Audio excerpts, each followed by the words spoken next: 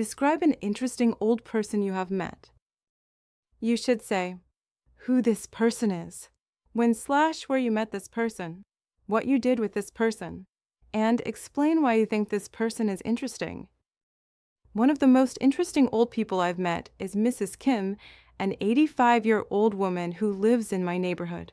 I first met her when I moved into my current apartment about 3 years ago. She's a long-time resident of the building, and I often saw her taking walks in the park near our apartment complex. I got the chance to talk to her one day when I was sitting outside on the bench, and she approached me to introduce herself. Over time, we began chatting more frequently, and I found myself spending time with her, especially in the evenings when she'd go for a walk.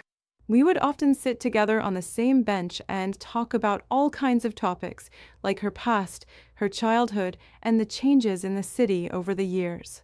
I think Mrs. Kim is incredibly interesting because she has so many fascinating stories to tell. She's lived through so many historical events, from the Korean War to the modernization of Seoul, and she has a unique perspective on life.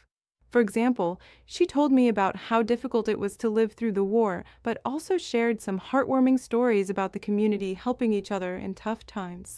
She also has a great sense of humor and a positive attitude, which makes spending time with her so enjoyable. What I find most interesting about Mrs. Kim is her ability to maintain a young and open mind despite her age. She keeps up with current trends, watches the news, and is very engaged in the community. In fact, she still attends a painting class every week and even travels to nearby cities. I admire her energy and her curiosity about the world around her. This is all I have to say about Mrs. Kim, who is an interesting elderly person I know.